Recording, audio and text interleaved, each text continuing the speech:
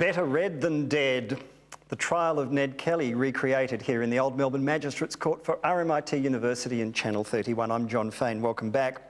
Let's talk about education then and now and what effect it may have had.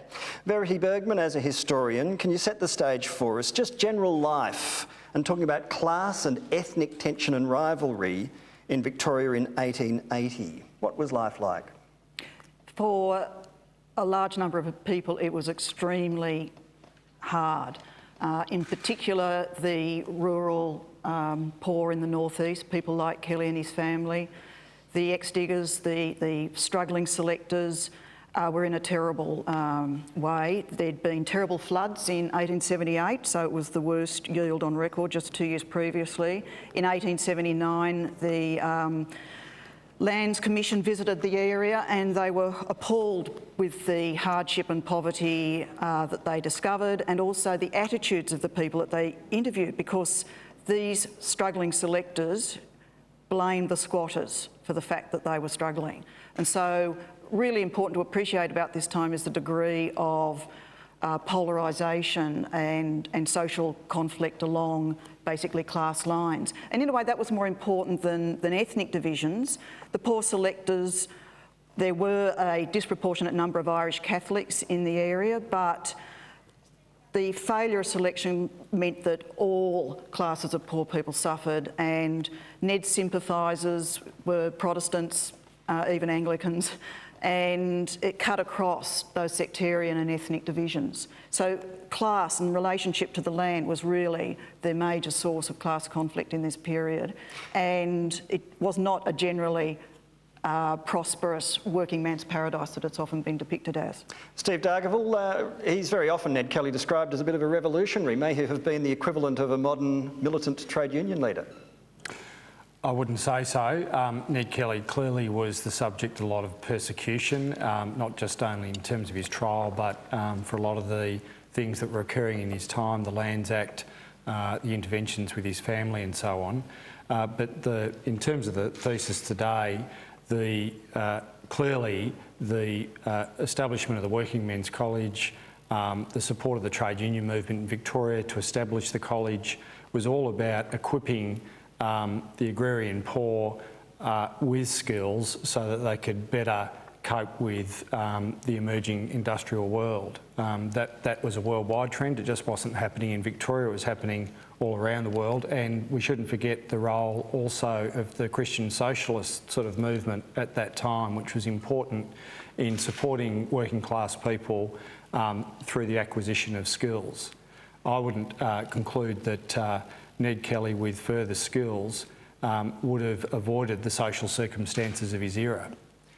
Riley Daly, you've written a whole book about social exclusion and being an outsider. Was Ned Kelly the equivalent of the Muslim terror suspect of today? It's a fairly loaded question in this environment, I thought. But we're in a courtroom after all. Yeah, that's right. Look, I don't know if equivalency is necessarily the right inquiry, but there's no doubt, and I'm not a Kelly historian, but just reading through the Jerilderie letter, for example, you can definitely see similar kinds of narratives of oppression, particularly collective oppression, collective senses of oppression, and that's certainly the way political activism tends to proceed. Our political identities are actually collectivist in nature, they're not usually individual. We tend to try to identify with a group that's perhaps an in-group or an out-group. And if you feel you're part of an out-group, then that can drive you to political action, and others might dispute this, but I see a lot of what Kelly did as being a form of political activism. That's what he was doing.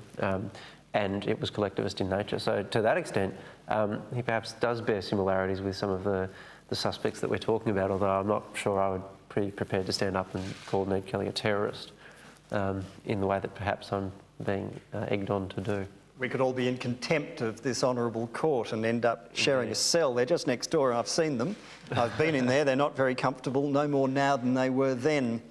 Alan Montague, your expertise is in finding people who need training, and in a way it can change their lives. So what would vocational educational opportunity have provided in the 19th century compared to the role it plays today?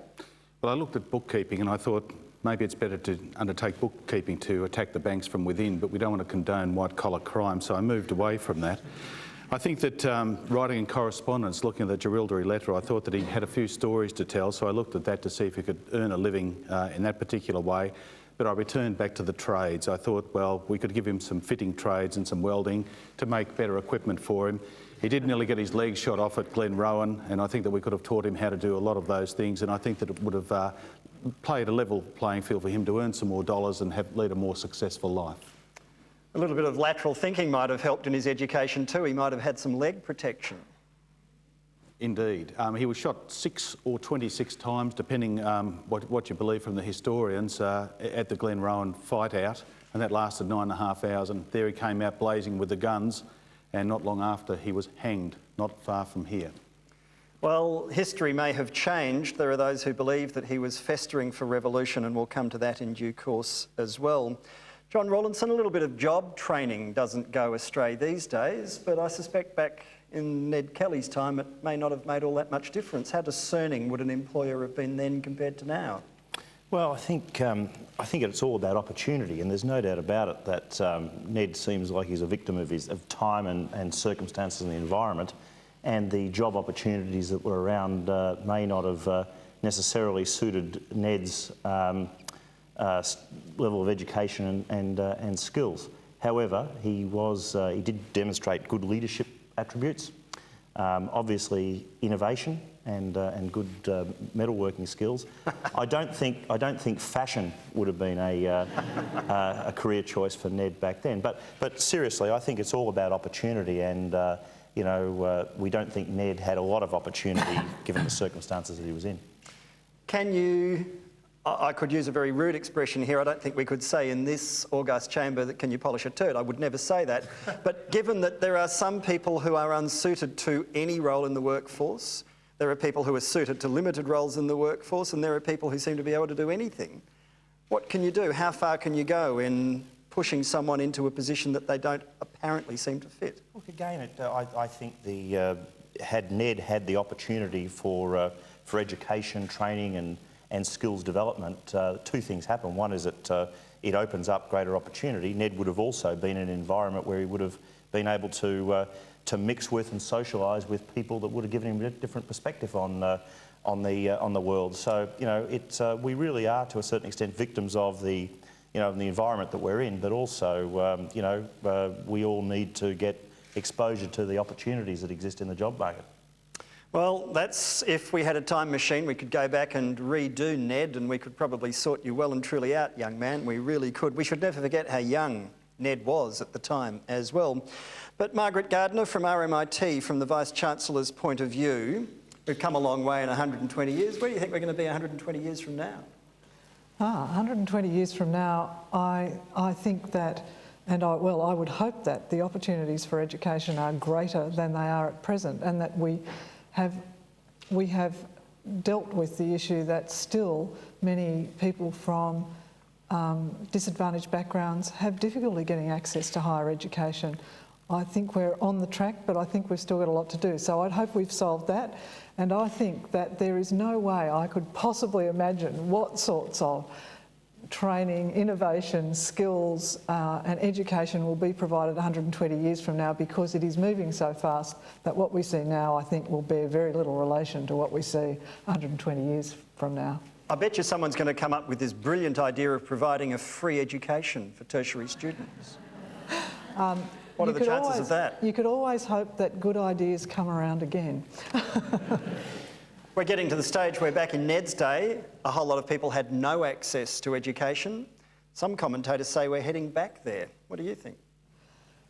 No, I don't think that's true. I think there's still a lot to be done to make education more affordable, but you can see by the numbers of people who can get access that we have made some steps in that direction. And you can also see that what we have done in education in Australia, and I think RMIT's an excellent example of it, is we have made it possible for people to start in different places and access education from different spots. To start in vocational education and move into a degree, to starting a degree and to pick up something from vocational education, to come back again at a later time and move into an entirely different field. And I think that's